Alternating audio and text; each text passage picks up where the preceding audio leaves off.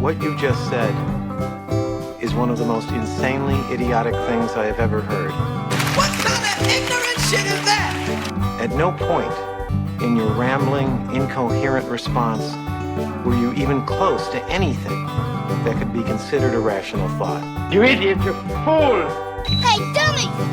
This is the Ignorance is Blessed podcast. Everyone in this room is now dumber for having listened to it.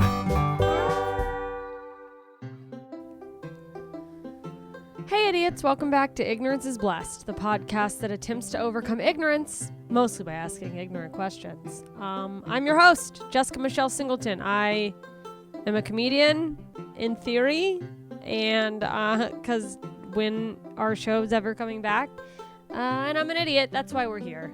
If you're new, apparently I say a lot. Please subscribe, rate, review the podcast on iTunes. Would love that. It helps me pop up more for other people. Also just feels good to read good positive reviews. And I'd greatly appreciate it.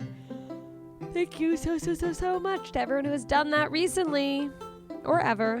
Shout out to my best idiots forever, Gene and Kathy, over on Patreon. You can support the podcast with more than just a subscription and review if you want to help keep it afloat, since I no longer have a regular income. That would be extra helpful. It was always helpful before, but even more so now. Patreon.com/ignoranceisblessed. You get early release of episodes, bonus content, and we do weekly crappy hours, bi-weekly crappy hours. I'm switching to bi-weekly. Episodes are coming out bi-weekly for a little while. No other reason than just time management and trying to take care of my mental health. Because it's a little crazy. I'm in the middle of moving and just trying to do too many things while panicking about what life means. So, trying to work on self-care, so I hope you appreciate that. I, of course, will stick to my promise to do weekly episodes. If I do meet my first level Patreon goal, I will not back down on that, but we got a ways till that. So for now, hope you're enjoying my bi-weekly episodes and that you stick with me. There's lots of other stuff out there, including my other podcast, Two Filthy Nerds, which is currently balls deep in, I shouldn't say balls deep, ovaries deep in Harry Potter. We're in the middle of Chamber of Secrets. So having fun over there, deep diving and analyzing the whole series, and at the end we'll go on to a new series. And what else is there to tell you? Oh, I mentioned mental health. This is a mental health episode. I'm talking to Anabel Brown about OCD. I just started doing teletherapy, and if you're interested, BetterHelp offers great therapy options that are affordable. They cost between $35 and $65 a week, which is really great if you don't have insurance, or if you do have insurance but can't find anyone who will take your insurance, which seems to be an ongoing problem with people looking for help with mental health. It's not a crisis line. They've got licensed therapists.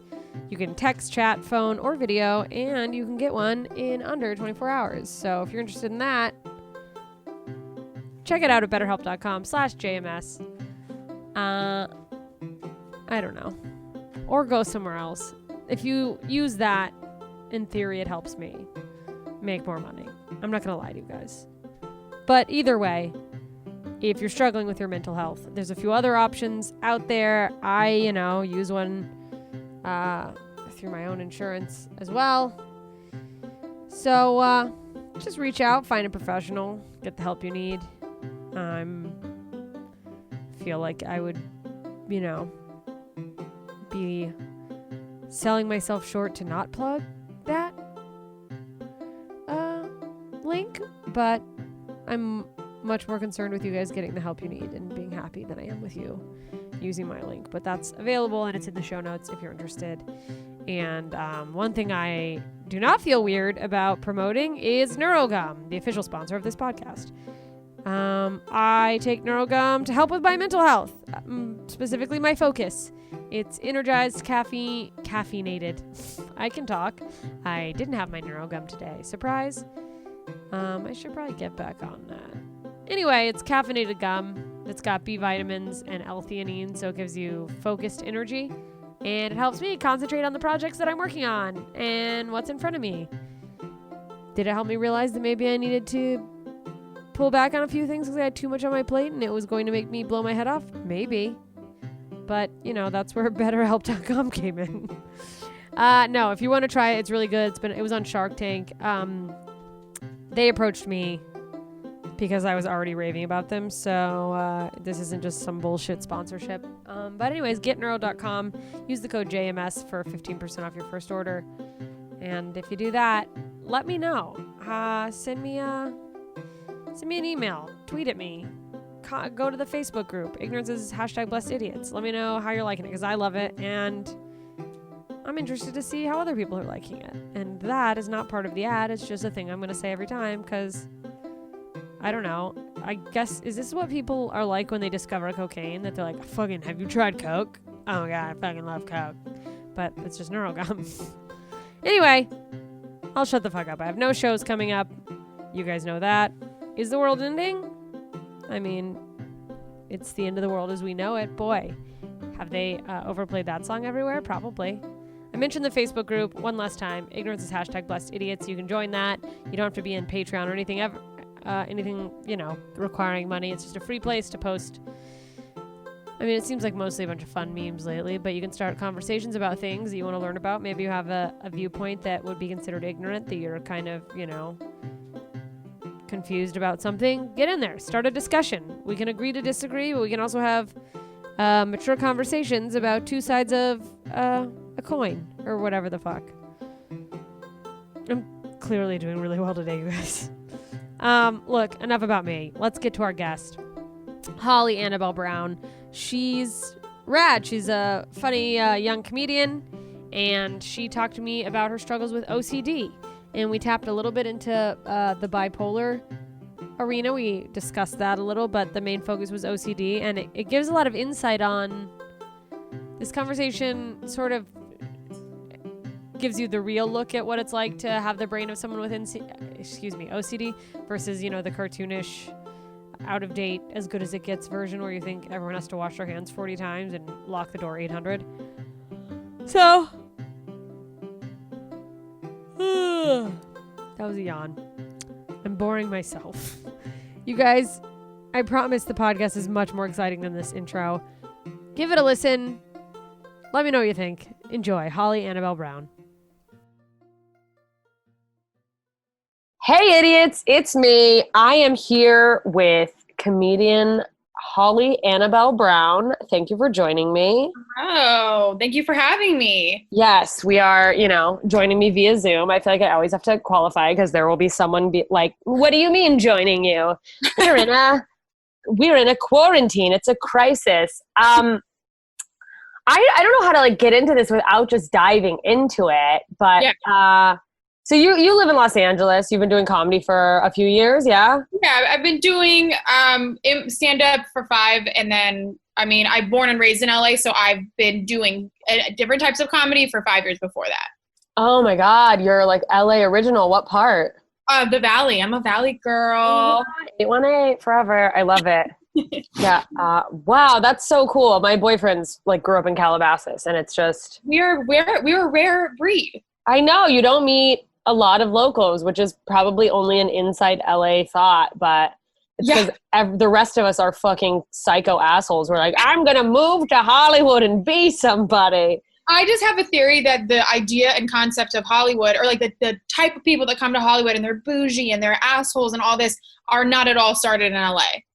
No, yeah, that almost that prototype of an LA person that people imagine, the very cartoonishly reality bougie. It's that's someone who obsessed over the Kardashians and was like, I could do that. Yeah, and then they moved to LA, and then everyone's like, you're an LA person. Yeah, and it's like, well, they've just always been garbage. And it's like, me and the rest of us are like, yeah, no, there's sort of normal people here. Yeah, we're like, Tennessee didn't want them either, okay? Yeah, I know. That's why they had to leave. I say as someone who left Alaska, so I'm also... Oh my God! Oh, I know. I should never even say that because it's such a fucking startling thing. Like, you can't just be like, yeah, no, I'm from Alaska. People are always like, wait, what the fuck? That is really funny that it's something that you're like, are you sitting down before you tell I them? know. I had my freshman year of college, my roommate got mad at me. Like, we were new friend roommates and we'd go to all these parties. And of course, the main thing people are asking is like, oh, where are you from? And she literally was like, you always have to steal the show. And I'm like, I'm not stealing the show. That's where I'm from. I don't know what you want me to say. I like that you refer to her as your roommate and not your friend because I'm sensing a. We're really good friends now. But at the time, it was like, this is my roommate. We're trying to become. Yeah. By some miracle, she got over it. But I'm sure it was just one of those an 18-year-old drunk moment. My God. Yeah, I'm sure you get this all the time. You're the first person I've met from Alaska that I know. Yes, I do. Yeah, we don't get out much. It's a rare. I mean, we're like rednecks of the north, so it's it's like Tennessee got caught in a snowstorm, basically. Oh my God. Just, nothing bougie there. Yeah, I get accused of being LA for suddenly eating vegetables every once in a while. Oh my God. It's like, oh, you care about your health? Boo! I'm like, all right, that's fair. I would have called me a pussy 10 years ago too. That's fair. Listen, I will take that if it means that I'm going to live a little bit longer. That's fine. Yeah. No, same. It's like so much of anything I do that's healthy is just because I'm surrounded by it and it's just sort of infiltrated my life. I'm like, oh, if I lived back home, I would die 20 years earlier and be 50 pounds heavier and probably fine with it. But yeah. The amount of salt I used to eat so much salt as a kid, not like just out of the Morton's can. But I would put salt on everything that was already salted to the point where my family at a family dinner put salt substitute on the table. And I took off the lid of it to pour it on my steak. I'm like, guys, am I going crazy? Because I don't fucking taste this salt. That's and so then funny. They all started laughing, and it was not funny to me because I did not enjoy that steak. You're like, I need my salt. Yeah, I was like, you've taught me nothing. It's like, now I just have to sabotage all of you. Now I have to go buy salt. Exactly. God, my life was hard, Jessica. I mean, it sounds like such a tragedy. What a climb. As comedians, we all have to go through something. Yeah, that was my cornerstone, my origin story. It all based in this substitute salt. My evil villainness comes from that. So right, you're like, that's where all the trust issues started. Oh my God, what if it did? I mean, probably. No, I mean, the more I read and learn about psychology, the more it's like, oh, the smallest thing that happens to you as a kid can absolutely completely fuck you up. Cool. That's great. That's so awesome. Yeah, and you're telling me I need double the amount of time to get over it. Okay, cool. Yeah, right. And it's like, oh, I'm fucked up because you had issues. Good. That's I have to go to therapy because you were an alcoholic. Great, that's fine. That's why I truly think, I mean, I know there are people out there that are like, my parents are perfect and they raised me so well and I had the best childhood. I'm like, this is why I don't want kids, is because I don't know anyone that doesn't attribute all their problems to their parents for the most part. Yes. And it makes me go, that's not, like, parents can literally do their best, absolute best, and still have their children hate them or still have their children be like, well, that one fucking time. And I'm like, that's not worth it. Right? Yeah, it's like, I don't want you to be like, I'm sad because, yeah, exactly. One small thing can just ruin the trajectory of their life. Or even if it doesn't, it's like they can use it to blame you. And you're like, that's fine. I just, destroyed my vagina so you could come here. But yeah, get mad at me because you don't know how to properly emote. Right. Yeah, get mad at you because I didn't teach you that. Fuck. Right? You're like, damn it. Damn it. Same. I'm the same about kids. I'm like, yeah, I don't know if I could not fuck them up on accident. Yeah, I love my mom so much now. Relatable. Emphasis on now, because she absolutely did a terrible job raising me, but I have seen her transform as an adult woman now and all, and even that though, it's like, even as much as I love my mom, I think it was a total fluke that we have a good relationship. Oh my God, I feel the same way. My mom and I are the closest we've ever been, which is like one phone call a week max. But like, yeah, no, it was a rough growing up, and it's just sort of taken the space and her growing, me growing, and then also I've had to learn a lot of like empathy or not. I didn't have to learn empathy. I'm fucking burdened by it, the amount of empathy I have. Dear God, help me. But Wow, humble brag. We get it. Jessica. no, it's fucking when people are like, I'm an empath. I'm like, why would you brag about that? It's terrible to just like, oh, I feel everyone else's emotions too. I'm crying because you're sad. What is fucking happening? I mean, I like that. I'm so bad at comforting people that I look to my people that I know that are empaths, and I'm like, I wish I had that.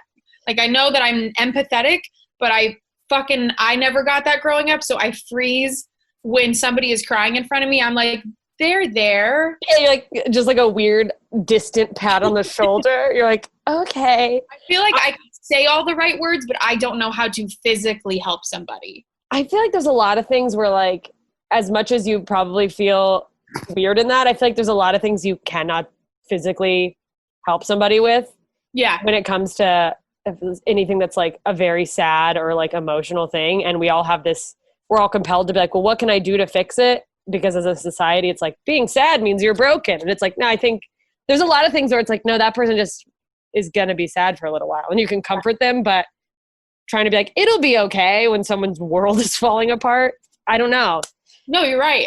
I've learned that it takes so much of the person in the position of like what depression or whatever they're dealing with to take a moment, think about what they need, and then communicate that. Exactly. And you kind of just, I think the best anyone can do is be there to listen for someone like that. God, I fucking love if I'm in any type of like manic state, depressive state, whatever. I fucking love when my partner or my sister just sits next to me and just is sitting there, and then either I'd like waits for me to talk or tries to talk, but never pushes. Yeah. Doesn't try to like have some sort of specific thing to try to fix it with or force you to talk about it. Yeah. Everyone knows the worst question of all time is like, what's wrong? Like what? Oh, that just makes you fall apart more. I get this look on my face. I think I really need to work on my face. I get this look on my face of like, are you fucking kidding me? Are you kidding me? Like, what's wrong? How dare you? I'm like, give me your hand so I can hold your hand and walk you through this. Right? I think it jacks me up and makes me really mad. So, but that's a thing I'm working on, Jessica. Oh, no, I mean, it's so relatable though. That's a very normal thing. Cause then it's like, oh, now, and I don't know how much of that is like empathy versus like just deep codependence to be like, oh, now I have to be upset that you're worried about the fact that I'm sad. Great. Yeah. Cool. And that's what I mean about like empathy being, cause I'm for sure an empath for anyone who is, buys into that word, but I go almost the opposite of being uncomfortable, like trying to comfort someone where I'm not helpful at all because all of a sudden I'm just like, oh God, that's so terrible. And oh my God. I'm just like crying with them. And they're like, okay, what? It didn't even happen to you. And I'm like, it's just so sad. Oh my God. I relate to this so much. One of my best friends growing up, when my dad died at his funeral, she was crying so much that I started to comfort her. And at first I was mad. And then I was like, this is fucking hilarious. I mean, it's just, thank God that you can find like humor in moments like that. Yeah. I had a couple of friends in high school pass away. And I remember my mom coming in like right after the news had been broken, coming into my room. And I think she was going to try to comfort me. And then this is 100% where I get it. Cause she was just like, oh God. And I was like, oh no. And interesting that you picked that up from your mom. It's like you see something, a quality in someone else and you're like, I want to adjust and not do that. And not do that. And then you're like, some things you just can't not pick up. So, well, yeah. And that's what I'm circling back to like why I'm afraid to have kids. My mom has openly been like, yeah, no, like I love you guys, but I think we can just all go ahead and agree that I did a pretty shitty job. Like, oh, wow. Yeah. Which was, I think, the closest I'll ever get to my mom being like, yeah, sorry about a few of the fuck ups. Yeah. That is an impossible feat to have your parents apologize. Oh yeah. So for specifics, especially. Oh, of course. Cause it's, and anyone, it's like your ego does a really good job of erasing the times you were fucked up. You know what I mean? Yeah. It's like, what? I'm a saint. Yeah. So it was actually kind of cathartic hearing her be like, well, shit, I fucked up. But Oh yeah, totally. God, now we've spiraled into like parenting things. Well, let's talk about, because you mentioned, being comforted when you're feeling like manic or depressive, and like, not that that's what our focus is on, but I think we've all had moments of feeling highs and lows. I think most people, at least most people listening to this, can relate to that, at least in a small degree. But what I wanted to talk to you about was you have OCD. Yes, I do. It's so fun. Oh, I'm sure.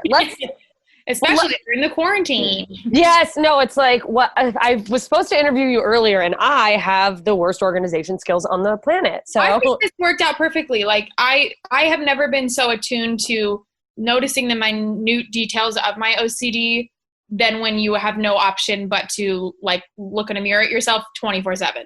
Yeah, we're all trapped with ourselves and having to see the good, the bad, the ugly, basically. Yeah, and it is a struggle, I feel like, for people.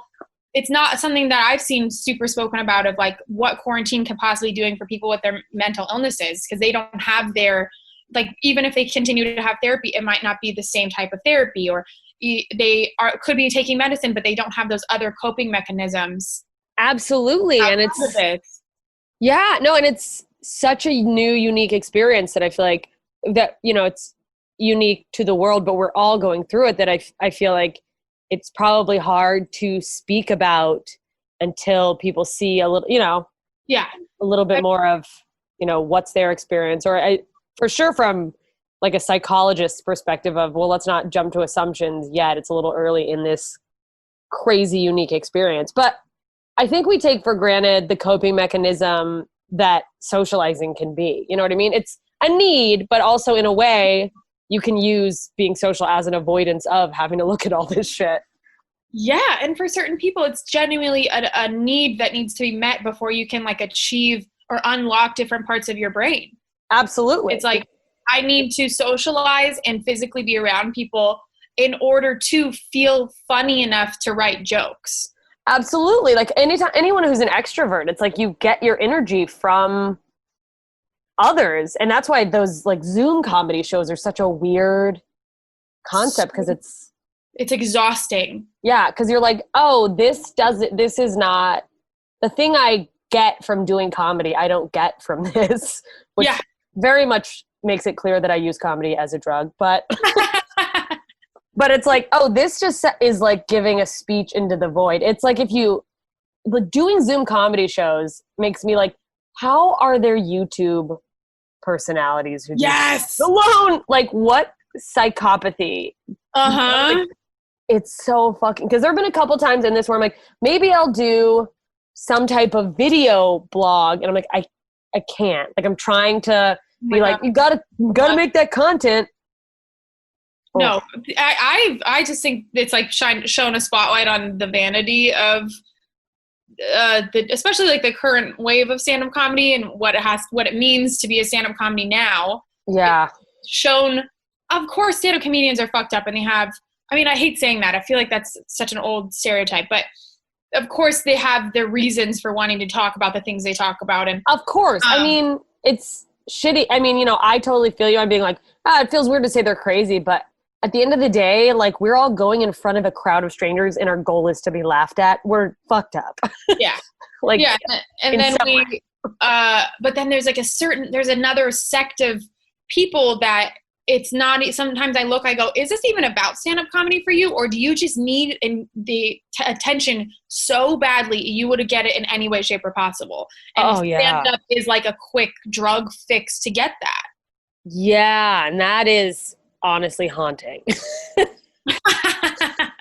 I mean, no, because it's like there's people who are continuing, and I'm still putting stuff out, and I'm trying to like, and part of it is just that, I have an unhealthy need to be productive, I'm sure, where it's like, I just got to keep doing something, but people who are still like very clearly trying to achieve or like build things in the quarantine is really highlighting, like, oh God, like it's just next level. And I don't know if I have that. I'm like, is that what you need? I know. That's how I'm like, this is not what I signed up for. And of course there's an element of things change and you're going to have to do things you don't want to do. But I'm like, this is nothing. Wasn't even on the back of my brain of what I signed up for when I wanted to do stand-up, was to put my camera in front of myself and actually think anyone could give a fucking shit. Absolutely. About my day. Yeah. It's like, I wish, like, I truly have moments where I've been like, I wish I had the level of narcissism that made me feel like, you know what people need now more than ever is for me to make jokes. Do you ever feel like you're vain and then you see other people and how vain they are and you go, I guess I'm not? Yeah. Oh yeah. We're like, I'm fine. Oh, like what a blessing that Instagram Live and Instagram stories are in that way, that it's like, oh yeah, I'm pretty chill. I know, I'm pretty chill, but people don't care that I'm chill. I know, it's like, chill doesn't get you followers or whatever. Fucking kill me. I know. I don't even, that's like, honestly, we touched on so many things already where I'm like, this could be a whole episode. I know. I'm like trying to get like back to the focus of, cause I want to talk about, so how long have you been living with OCD? It's complicated because I think a lot of times, obviously you have mental illnesses that go undiagnosed and you don't really, you kind of think back and you go, was that part of it? And you don't know. It's a gray. Absolutely. Where you're like, where's the line? And yeah. So I got diagnosed. It was very clear growing up that something was going on, but nobody had the emotional or, understanding, awareness to tackle it in my family. So I went to, my parents put me in anger management when I was a kid. I did therapy off and on all of the time, family therapy, single therapy. I was just very explosive. So that's how it was like manifesting as a kid. I was curious, like what was going on. Yeah. Yeah. And still I don't have the knowledge to know if like that trick, because I know a lot of times mental illnesses are brought on as an early adult. So yeah. I don't know how early I had it, but there's moments where I think back and I go, I either had it or I was just reacting and I didn't know how to react. Like, yeah.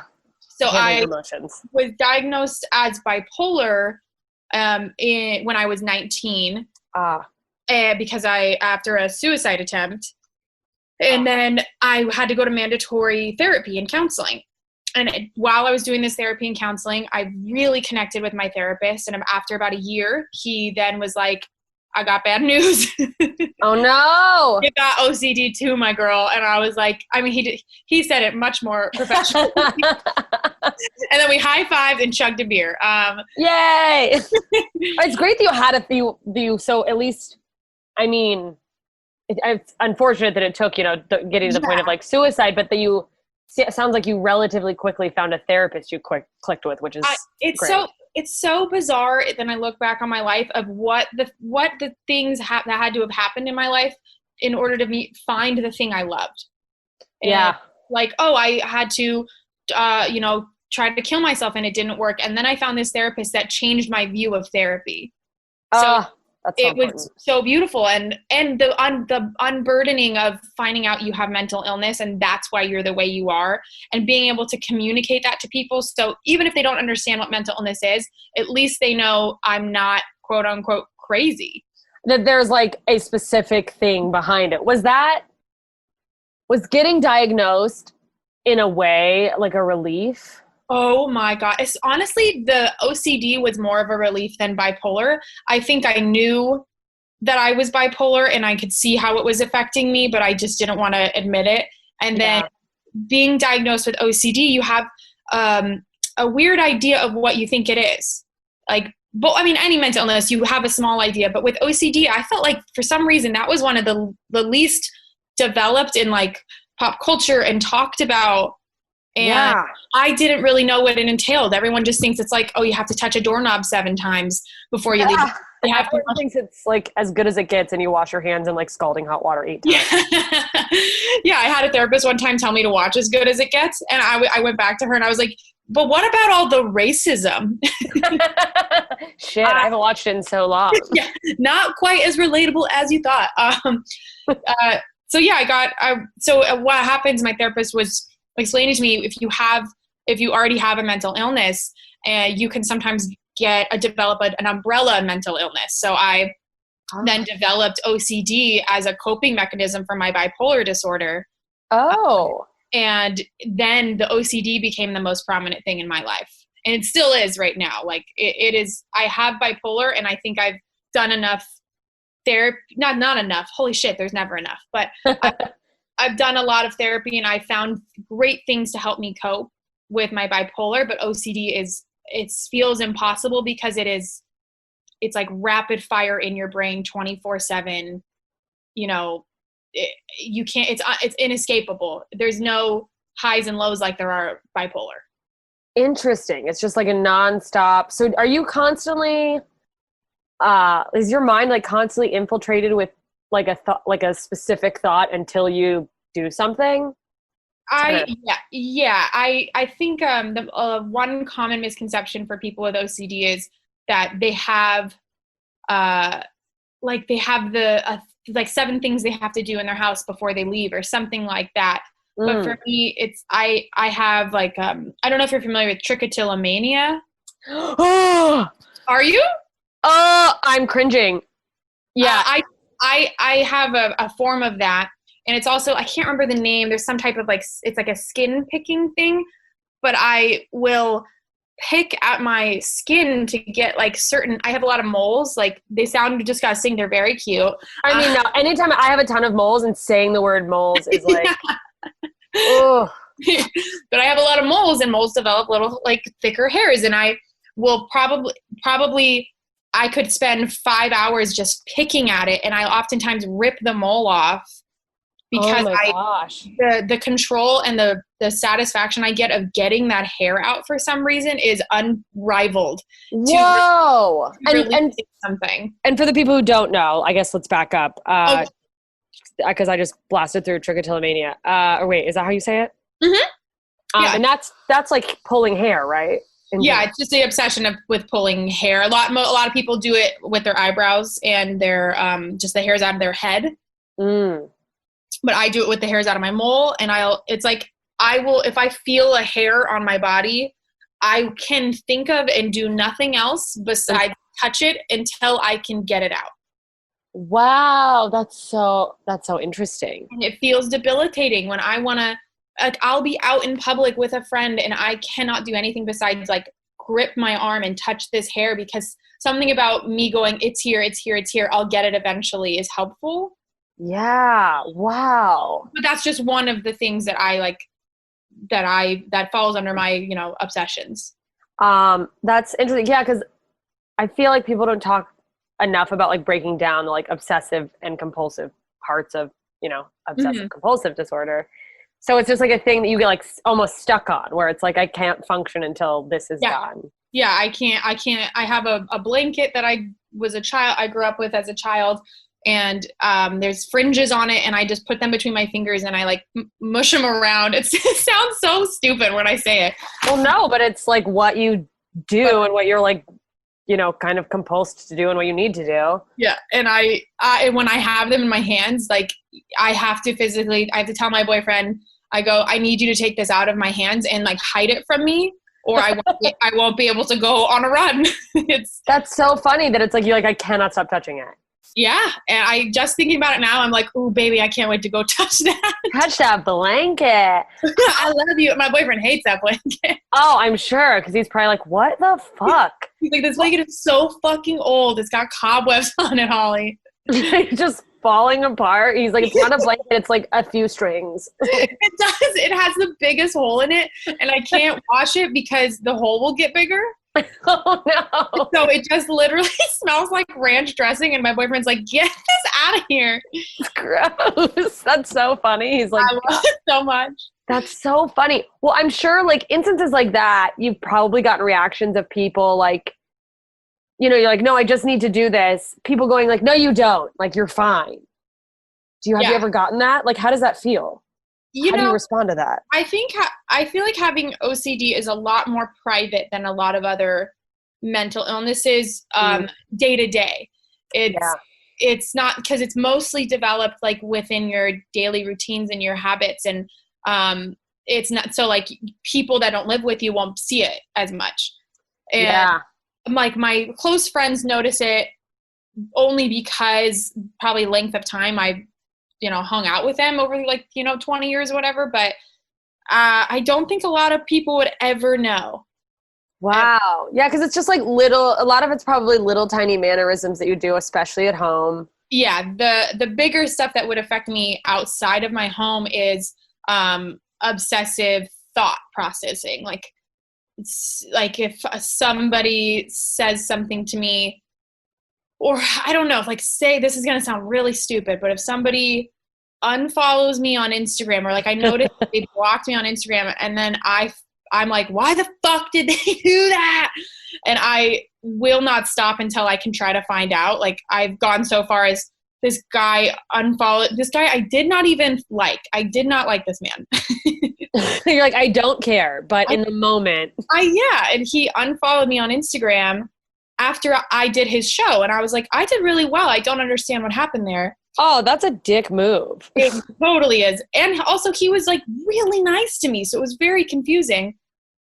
Like really nice, but also would not stop talking about how much he hated Hillary Clinton. And this was 2 years ago. And I was like, buddy, chill the fuck out. Wow, what a gem. Yeah. So I messaged him after he unfollowed me, because I do have like a level of I don't give a fuck, but I care so much for my knowledge, but I don't care what they think.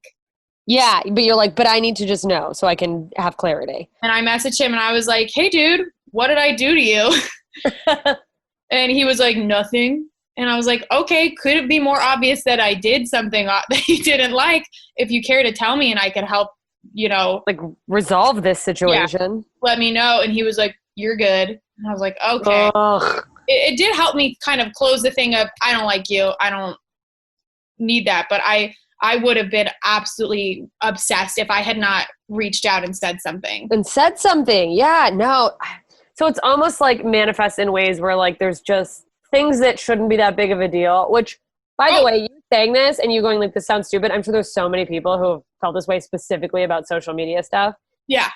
But it's like you almost like can't let go of it until you address it, or like. Oh yeah. I am so overly communicative and about how I'm feeling and how I want other people to tell me they're feeling, that it to the point that it drives me crazy. I'm just like, just chill out and try to not need to talk about everything, Holly. But that's OCD. OCD is like, go, go, go, go, go, go, go, go, go. Wow. You're like, is oversharing, do you think part of it? I don't know. I don't know, actually. That's a really good question. I don't think I overshare.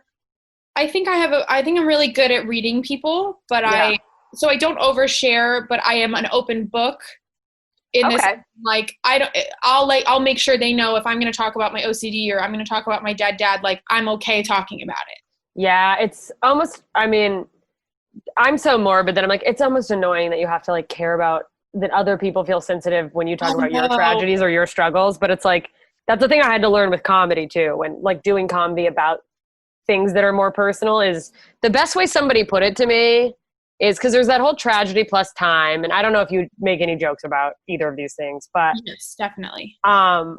Someone was like, tragedy plus time equals comedy. So, like you've coped with this, you've had it long enough that you've found a way to make it funny. But for a lot of people in the crowd, they have never experienced what you're telling them. And so they're just going through this little trauma with you. And it's like, oh man, fuck them.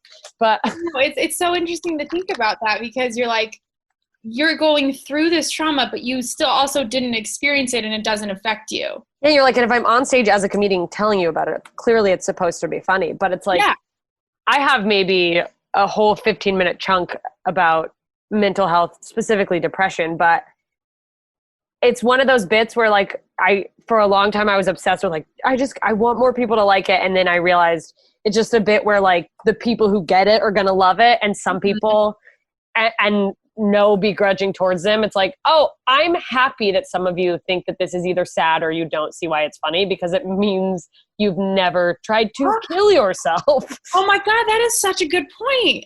Yeah, where it's like that was, I think, the first bit I had where I really learned to let go of needing everyone to love my, the bit I'm doing, and just go like, oh, this has a specific audience and the right people will really love it. Cause and that wasn't me just writing it and going, this is how this is going to go. It was, after saying it and realizing there were some sometimes it would do well for the whole crowd. Sometimes it was like really uncomfortable, but there was a few people who were just like dying laughing. And you're like, okay, well, sometimes you just got to be like, fuck it. And also at the end of the day, if you think about, I know you've thought this too, of the comedians, when they reach their pinnacle of their career, they're then catering towards their audience. So then that audience likes what they've got to offer. They don't have to go to a club that's never heard of them and win them over. And try to be like, like shuck and jive on stage. Like, who likes to talk about butts?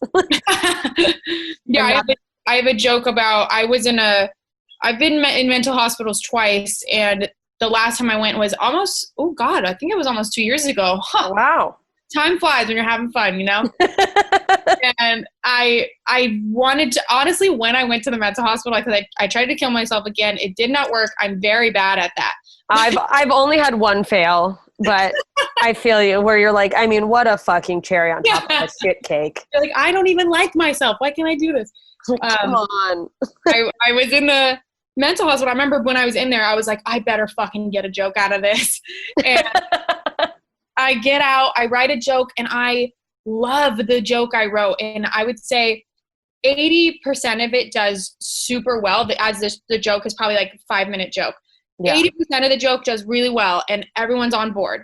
And I feel so proud of myself for getting people on board with that. Yeah, that's great. And the last 20% is something I find so incredibly funny that nobody finds funny. And you're like, whatever, fuck you, I'm coping. Yeah, I'm like, well, fine, I'll just go kill myself after this. It's fine. That's such a great button. It's like, oh, you're not gonna laugh? Well, then maybe I should just try to kill myself again. Seems like a great button to us, Jessica. Exactly, and other people are like, this is dark. I've been so comfortable with death and speaking about suicide that, like, I sometimes have to have moments where I remind myself that other people don't regularly talk about those things. Yeah. Like, especially the more you're around comedians, because we have just no line, and then you forget that other people have a line they don't cross, and you're like, oh, you guys don't just go like, wouldn't it be crazy if we just fucking died? Yeah, and especially if you only have like 10 minutes to do a set, and you want to intertwine something about suicide, you then have to go, I have to ease them into this. I can't start out the gate with this, and I don't want to end on it.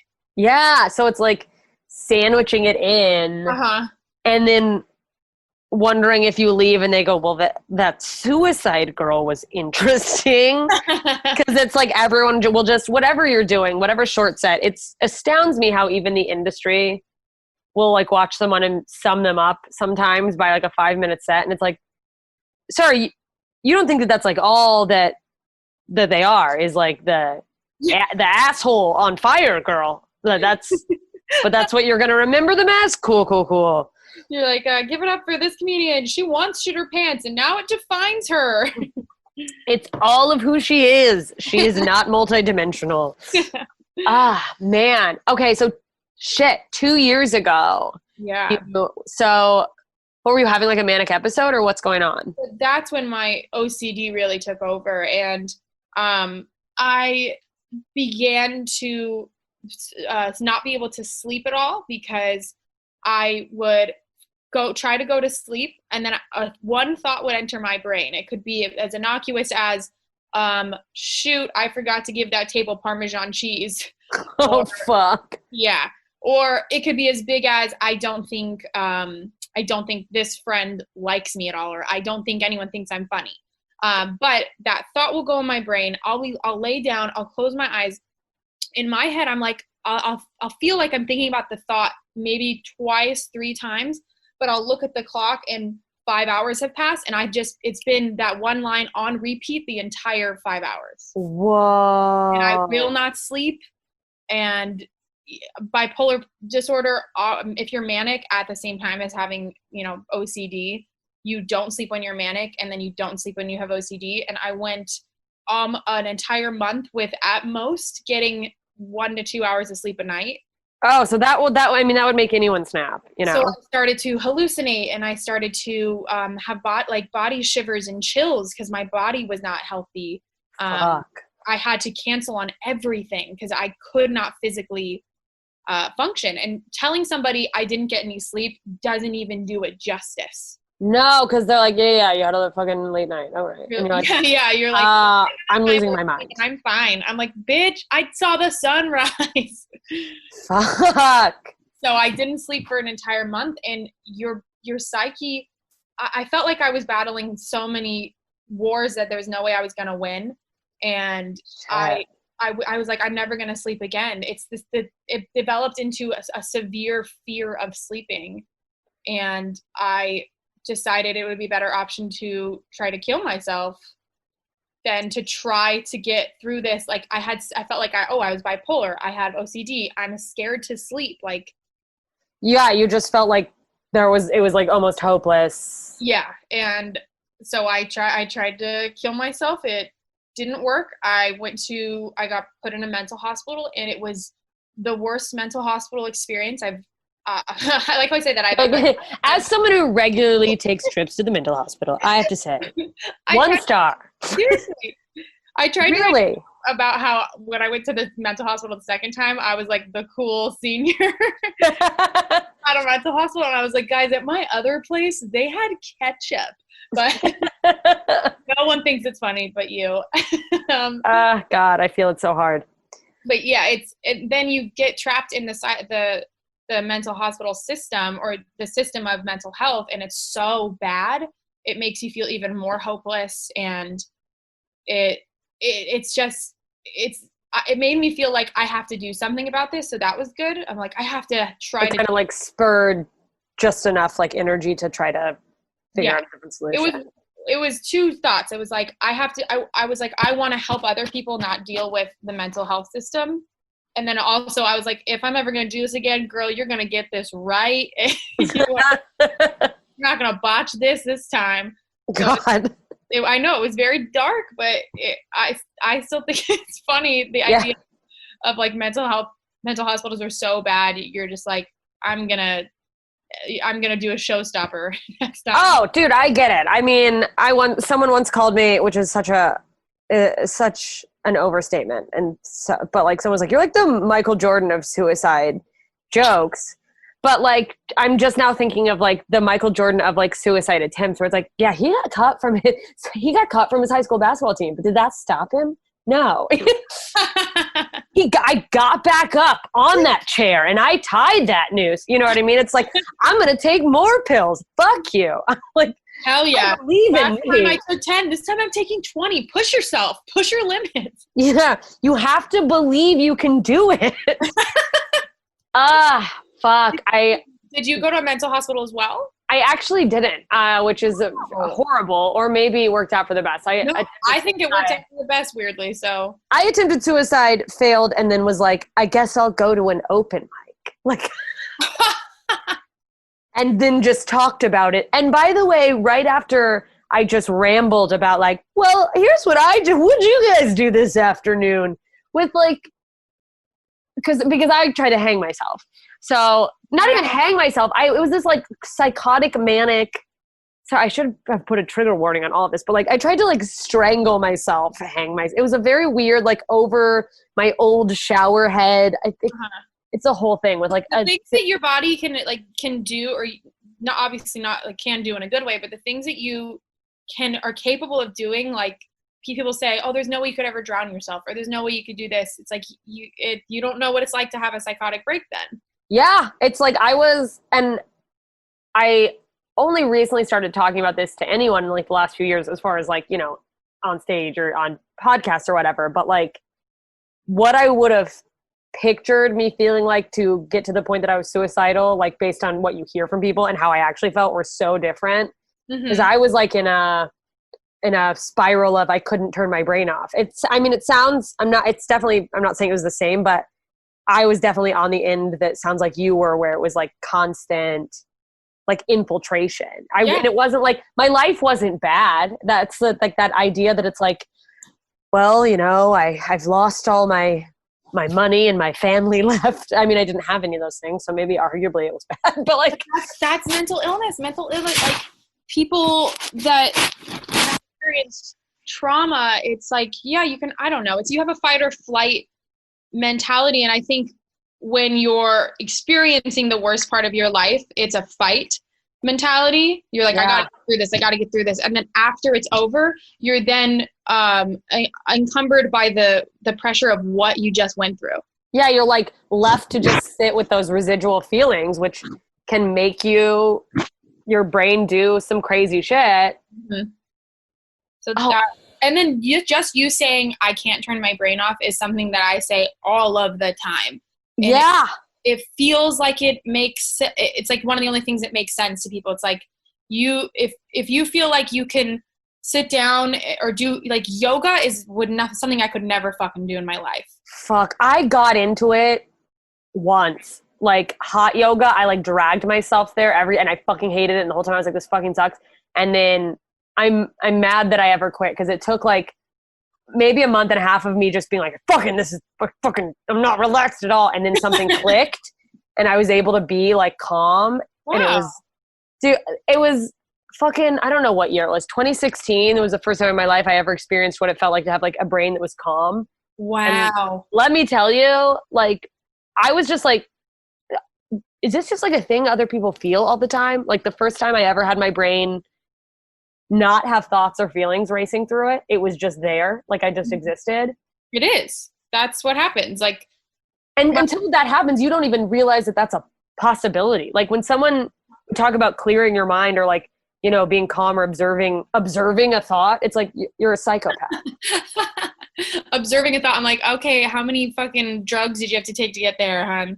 Right? It's like, there's 8 million firing off of my brain right now. So good luck. My boyfriend, or not just my boyfriend, like a lot of people obviously have the ability to at night lay down, turn the lights off, no TV on, and just go to sleep. And that idea to me, I don't know if I'll ever get there again. Like I one time in my life I was able to do that.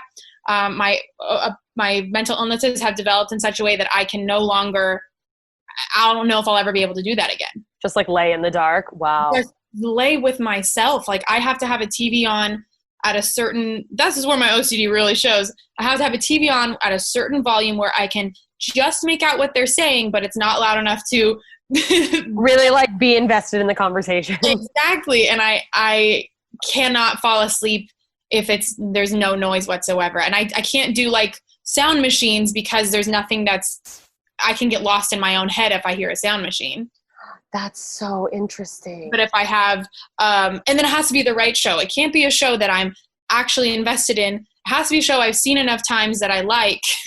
Yeah. And it's like, but nothing too dark because then I'm going to fall asleep. Has to be happy. Like the perfect shows I found, I mean, obviously like Parks and Rec or New Girl, where I'm like, I've seen these so many times. Yeah. That you're not like, what's going to happen? Because if the movie is on, if I'm dead tired, a movie is on that one spark of a line where I'm like, what? And Same.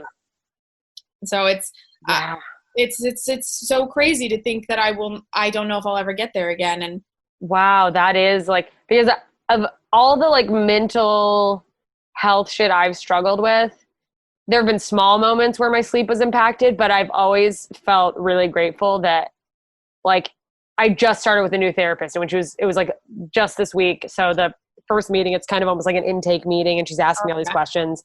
And when she asked about my sleep, I just had this moment where I was somehow able to be grateful. Like, actually, my sleep is fine. And I just know so many people who struggle with it. Yeah, that's very, I don't know what the word is because it's quarantine and my brain's turned off in a way. But that's very, I'll get there. I'll get this word, insightful of you to be cognizant of other people like that. And also know that that's like the smallest, tiny victory for yourself.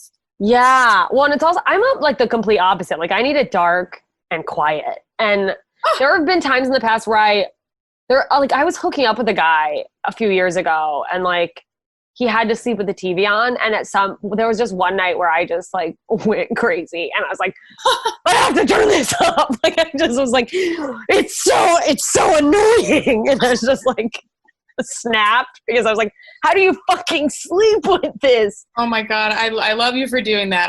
the fact that you're like, I'm standing up for myself right now. And then I pretty much, the whole situation petered out pretty quickly after that. What? So I was like, yeah, no, I would rather I would rather die alone than spend one more night trying to sleep through some mindless Netflix series. Like, I was like, I lost my fucking shit. That's how I know I like things like that where I'm like, I fucking relate to this. I'm like, oh, that's how I know I'm not a chill person. Where it's like, yeah, no, you should snap. Yeah, I'm like, oh, you want to be spontaneous? Well, how about all these things that are in the way, bitch? Right? Like, what about this? Yeah, I don't know. How are you? Do you do well with schedules, or like, do you need a schedule to function? Not only do I need a schedule to function, I need a schedule to function, but I'm bad at time management still, and I am obsessive about scheduling, like planning. Like, it's like I'll put things in 3 different calendars because I obsess over, I don't know what the fuck this is. Is that like, it's just like, if I write it down enough, if I put it in enough places, I won't fucking forget or flake on it. That I do the exact same thing. I have a calendar in my room. I use my phone calendar, and then I also text myself. Ah, good idea. And then I'll set alarms and stuff. I completely understand, because I will somehow still, it's like I need the plans for myself to feel productive. Yes, and it's like, sorry, go ahead. Oh, no, I'm sure I was going to say the same thing, but in a different way, because I love to do that.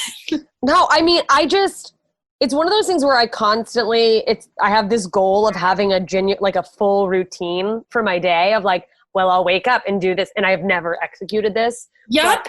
My perfect existence would be like, I get up at 8, I do I wash my face, I dedicate this amount of time to writing in my journal, and then from 9 to 9:30, that's practicing my French language. Like that, and the closest I've gotten is being like, on Tuesdays and Thursdays at 2, I'll do podcasts like that. Yeah. But the idea of having a strict routine feels, well, it's just some sort of, maybe it's just the illusion of control of having like my life managed because I do things at a certain time. But I for sure obsess over this. Yeah. I'm having just a realization now, like, yeah, wow. Yeah, everything you're saying, I completely understand. Like, I love to plan out my entire day, but then once one thing goes askew and I can no longer like say I needed to get to the gym at a certain time, the day's ruined. The day is ruined, and then I'm paralyzed and can no longer do everything else I had planned. Oh my God. That's how I've never talked to anybody about this, and it's debilitating though, because you're like, fuck, I know I can do it, but I can't move because everything's wrong. Yeah, like everything's thrown off. When somebody cancels on me,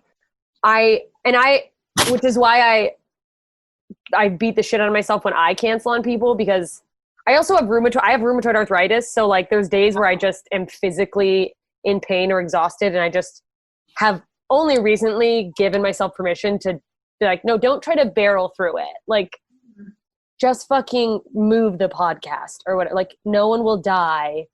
But like, oh God, I feel the same. It's like, if one thing I was planning in a day gets moved around, or like, can we actually do it later? It's paralyzing is such a great way to describe it. Mm-hmm. That it's like, why did I go from having 12 things to do today to now I'm like, I just finished nothing. Yeah. I'm like, the only thing I want to do is sit here, but yet I'm not like relaxed. Yeah, it's not a self-care nothing. It's like, at least if I was like, you know what, I'm just going to if I knew how to take a day off, where you're just like, I'm just going to relax. No, you're just sitting there, for me, like going over all the things that I haven't gotten done and I need to do and I'm not doing.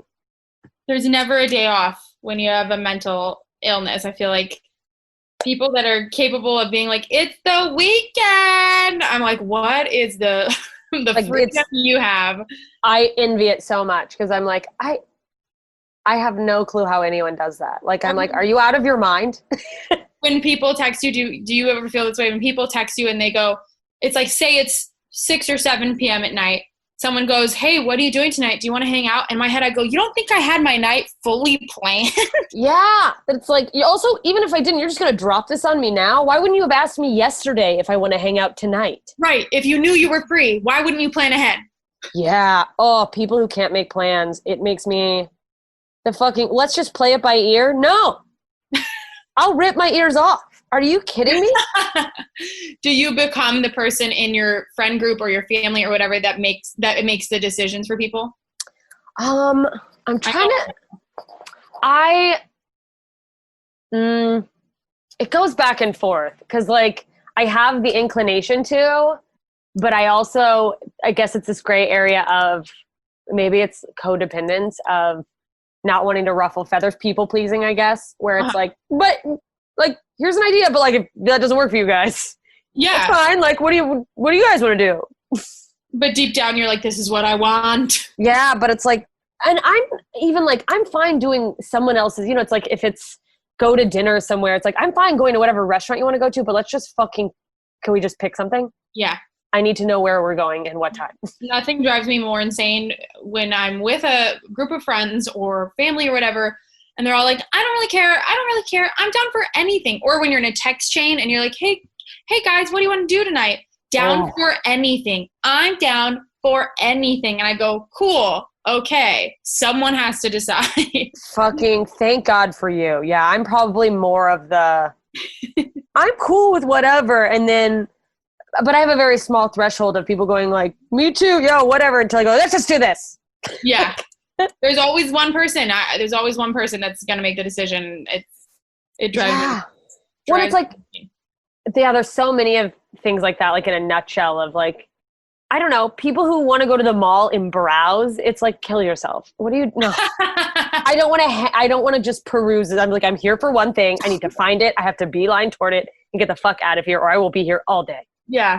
Who has the time? Who has the time? Oh, no. Like grocery stores are a nightmare to me. Yeah. I mean, well, right now, yeah. Especially. Oh yeah, right now especially. Let's get back to you. Now I'm just like, wait. I have my calendar. I literally opened my planner in this conversation. I'm like, there needs to be more written down here. Like just becoming a mad scientist. Like, I had to write on my calendar, my whiteboard calendar. I had to write in big letters.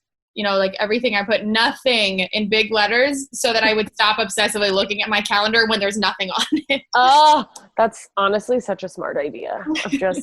I also am like, I think just a workaholic psychopath where it's like, I like it when my calendar looks really full. I'm like, oh my God, yeah. Look how much I'm doing. And other people look at it and they're like, what the fuck? Yeah, they're like, can you hang out? I'm like, yes, between the hours of 9 p.m. and 11 p.m. So yes. Never mind. I have to take 20 minutes to get to the show. Right? And then I'm like, how about in September? Show who your true friends are. I mean, truly, that's really shines a light. So there's a thought around OCD, like people who don't really know that much about it, that there's an obsession over like germs and cleanliness. Does yours manifest like that? Not at all. That's why I was so shocked when I was diagnosed, and it was really enlightening to mental illness itself because I was the messiest person of all time. Like not ever like a germ kind of mess, but I was okay if I left a cup in my room that maybe had like a smidgen of soda in it, I would be fine with leaving it there for 3 months. Yeah. And my room had clothes everywhere growing up, but I don't think that had anything to do with my OCD because now I'm very clean, but not obsessively clean. Interesting. Yeah. It's truly manifests in rituals and habits, and it doesn't, I think cleaning is just a very, a good release of control for people. So I think that's why it's so common. Yeah, because it's just like always there. There's always something that you could be like straightening or cleaning or. Yeah. And it's in your own home. That's where the most manifests. So, but I never had that. That's why I both was like, I don't know if I have it. And that's why when I would tell other people, I don't think they believed me. Oh, because they all had this caricature idea of, because my friend, she's a comedian, Nicole Amy Schreiber. She's OCD, but like. Oh, I know her. Yeah. People go like, yeah, no, that makes sense. And if you go to her house, which we're about to be roommates, and I was like, I don't know if this is a good idea. And she's like, it's fine. But she's literally like, just let me do the dishes. I need to do the dishes like all the time. Like I'm always, cause we'll eat over there. I'm like, well, I'll clean. And she's like, no, I have a way I do it and I like doing it and I need to do it. And I'm like, I mean, okay, but just do you want to teach me how you do it? And then I'll do it. Cause it's like, I don't want to fuck up your brain. It's nothing to do. It's a weird thing. It has nothing to do with you. Exactly. And she's Everything like, to do with what it makes her feel to accomplish that task. yeah, it's so, and boy, do I wish I had that. Cause I am a mess. Yeah. I'm probably like on that same scale of like never like gross. And it's not usually never any like food stuff, but maybe like, yeah, a glass of a drink or something, but just organized chaos. Like I know everything is, but it's a fucking hurricane. Yeah. I totally get that. It's so OCD that's why when people anytime they nonchalantly say like, oh God, I'm so OCD. Rude. It doesn't like trigger me or anything, but it's just a little tiny window into like, I get who you are in a way. If you're gonna do that, I get it. Yeah. That you're like, it's also just making a mountain out of like a molehill type of thing. But I think that's such a thing in our society where, I mean, the amount of people who have like a bad day and they're like, I'm so depressed when something very sad happens. It's like, yeah, no, that's like depression is a debilitating like chemical dysfunction in your brain. Like something really sad just happened. You probably just sad. Like, yeah. I mean, not to say that like they aren't depressed, but when people, oh, I'm so depressed, I'm so OCD, or like, it's like I'm such an alcoholic. And it's like, well, maybe, but also like, but it's like there's a stigma though attached to these words, but people find some type of weird pleasure in having the spotlight on them being like, oh my God, I'm so OCD, as if it's a good quality. But then if you really have OCD, it's a bad quality. Yeah. You're like, yeah, that if you're like, no, like I'm diagnosed, people are like, ooh. Yeah. But it's also like, sorry, go ahead. Oh, no, I go for it. No, you go. I was just going to say like, I honestly don't remember what I was going to say. Well, no, it's just such a funny, like that people almost try to make these little, like make it a personality quirk. And then I'm so crazy, or like, I'm sure it happens with, I'm like bipolar, and it's like, yeah. Or saying somebody's bipolar because they're experiencing a mood. Yes. Oh, and that's the thing too, is that like, because I have like major depression, and I make a joke about being like, I think I'm bipolar actually, because I have like super low lows, but then just really high lows. But, but it's a thing where like, I didn't realize how deep my depression went. And then like, the more I've worked on it, the more I've sort of like self-analyzed and, talking to therapists and doing, a million different things, is like, I am so depressed that I think when I'm just having a good day, I go like, I think I'm manic, but it's because like, it's like, no, you're just happy, and this feeling has been foreign for a little while. Yeah. So, cause it's like, no, I'm not out of control. I'm just feel good, but I'll be like, wow, what is this, a manic episode? Because all of a sudden I'm not like, everything's hard. Yeah, that makes a lot of sense. It's just, it's impossible. Yeah. But then it's like the people who, down and out, down and out, down. That was the free hour of this episode. In the quarantine, I have started limiting the regular episodes to 1 hour. I don't cut them short if they only go an hour, but anything over an hour, I'm putting out as bonus content. So for the full episode, you got to head over to patreon.com/ignoranceisblessed and become a member. You can do it for just $1 a month. I mean, you could just do it to get the one episode you want to hear more of and then cancel it and never pay $1 if you time it right. But I would really love that $1. I would appreciate it. I make no other money besides podcast stuff now, so maybe I should just do a better job instead of being like, please help me. One of these days, kids, one of these days. If you like the podcast, subscribe, rate, review it on iTunes, share it with your friends, because everybody's a little bit ignorant sometimes. Big thank you to John, Greg, Jean, Kathy, and Terry, exclusive members of the League of Extraordinary Idiots over on Patreon. I couldn't do this without you, and I adore you all. If you want to join that or get more content from me, get early releases of bonuses without this intro and outro that seems to be so fucking awful today, head on over to patreon.com/ignoranceisblessed. I won't plug it anymore, but there you go. Options on the table. You can also follow the podcast on Twitter @blessedpodcast or @ignoranceisblessed on Instagram. Please keep in mind that no guest is or claims to be a representative for every person with a similar identity. They're just one person sharing their own experience and ideas to help us get a peek at how things look from their situated position in the world. You have additional questions for Holly? You have another guest you'd like to hear me interview? You got a topic you want to hear me interview? Let me know. Head over to the Facebook group. Ignorance is #BlessedIdiots. Join. It's going to ask you why you want to join. Mention the fucking podcast. I don't know why people don't know that. A lot of people want to join it because they love quotes. And I'm like, yeah, that's not the quote, you fucking idiot, which is really what the whole group is about. But, shoot it in there because that's where I see things first. So, let me know. I'm up to ask anybody or go on a hunt for somebody with a certain identity if there's, a topic you're curious about. And I will do my best to deliver what I can. So keep giving suggestions and keep asking questions because the more we ask, the more we learn, the more we know. And the more we know, the more we can look down on others who aren't as smart as we are. And isn't that the point? Thank you for listening. And thank you for being patient with my ignorance. See you soon, idiots.